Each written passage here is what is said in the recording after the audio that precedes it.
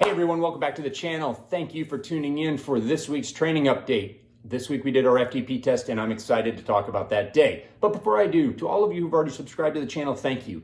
It's great to see the subscriber base growing. For those of you that haven't, hey, hit that subscribe button. I'm gonna be taking you on my journey throughout 2023, all things cycling. Now I'm a master's racer, so I'm coming at it with a unique perspective. I'm also somewhat new to cycling and racing, having only done it for about 4 years, but competing at a national level, seeking out a national championship could be a lot of fun along the way. Hit that like button. I need likes. Also, want your comments. I want to know what you want to hear from. I want to know what would be interesting for me to post, and I'm happy to do that. All right, back to the day. Let's talk about what an FTP test is. There are a ton of videos out there that are going to walk through the science. I don't want to do that. I just want to give you my perspective. It's a hard day. It's a physical test. You and your bike, that's it, right? When you think about a race, you're racing other people. This is just you. It's you and your bike. It's how hard can you push yourself. The FTP test, by definition, is a physical assessment to evaluate your fitness. It's used then to ensure that you're training at the proper levels in your next 4 or 5 week training block. So it is important. It's also important because it's helpful when it comes to races. More on that later. We use the ramp test. The ramp test starts off at 100 watts. It goes up 20 watts every minute until you can't pedal anymore. The first 10 to 15 minutes are arguably pretty easy. It's the last 5 to 8 minutes that get really hard, and the last minute and a half, 2 minutes that really push you past your physical limits. Now, in my mind, I also think that the FTP test is beyond a physical test. It's a mental test. A lot of people beat themselves before they even start the ramp test.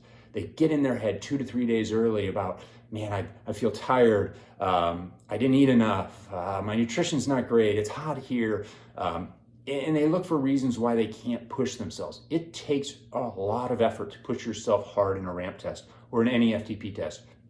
To push yourself to the point of failure where you can't pedal anymore, it's exciting, it's rewarding really at the end of it. And I had a good day, okay? Now my goal is right now to be ahead of where I was last year. I had the right level of fitness last year to be competitive in races. So I know if I can be a little bit stronger than I was last year, coupled with some specificity in my race calendar, my race training, I'm gonna have a great year. And I'll share those results here shortly. When I do the ramp test, I like to do it in solitude. I don't like to do it with a lot of other people around. I like to get into an absolute zone. I usually have music on. I have a very dedicated FTP playlist that I listen to, and then I'll usually have a criterium race on TV. It's either one that I've raced in or will be racing in so that I can kind of visualize what's actually happening. Now, truth be told, the last couple of minutes, I have no idea what I'm listening to, and I have no idea what's on the TV because I just start to really suffer, and that's great. Whether your FTP goes up or down, if you've given everything you had, it's a very rewarding event. It's better when you get the results you're after, but if you truly gutted yourself and put everything out there, you're rewarded. Now let's take a look at my numbers. So I'm starting here with a year ago. So January 8th of 2022, I took the FTP test. My peak 1 minute power in that was 445 watts, yielding an FTP of 334, which based on my weight of 177 pounds was a 4.17 watts per kg.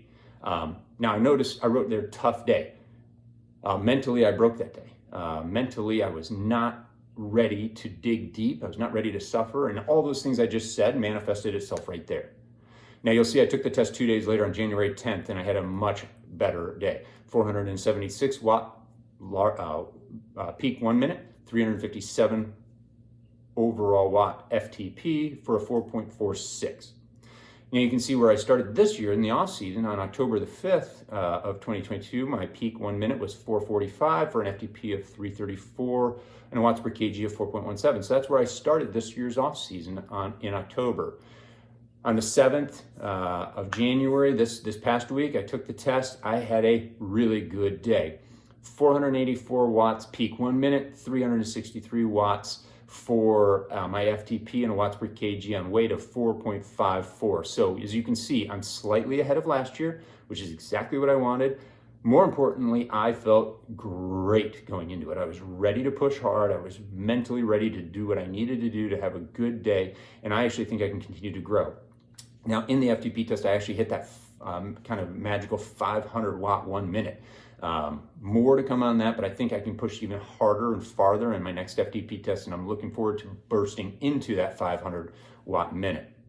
So does FTP matter in races? 100% totally it does, right? You need to have a base level of fitness on par with your competitors. And when you're racing at the national level or you're a Cat 1 racer, everybody's got a high FTP. And so you need to have a high level of fitness to be there and be competitive. It doesn't mean you'll win races, right? A long time ago, a teammate said to me, there's always somebody faster. There's always going to be somebody with a bigger FTP, but that doesn't necessarily mean they're going to win the race, right? The race dictates the needs of the day. And so having that base level of fitness and being ready for whatever the race demands are, that's what's going to help you race. I am extremely pleased with my training progress this off season. I've touted myself as the motivated master cyclist because I am, at 45 years old, so excited to be racing my bikes and so excited to be racing it against the people that I am racing it with, right? There's some great guys out there nationally that I feel like I can have a lot of fun competing with this year. But none of this would be possible if it wasn't for Luke Chronister, who's our head coach at Elite Training Performance in Medina, Ohio, who has really customized and built this program that's helped me grow my FTP over 40 watts in the last 2 years and be at this level of competition. So thanks, Luke, for everything that you do for us and getting us ready to race at the highest level. Thanks to everybody for tuning in. And as always, get out there and ride Moss.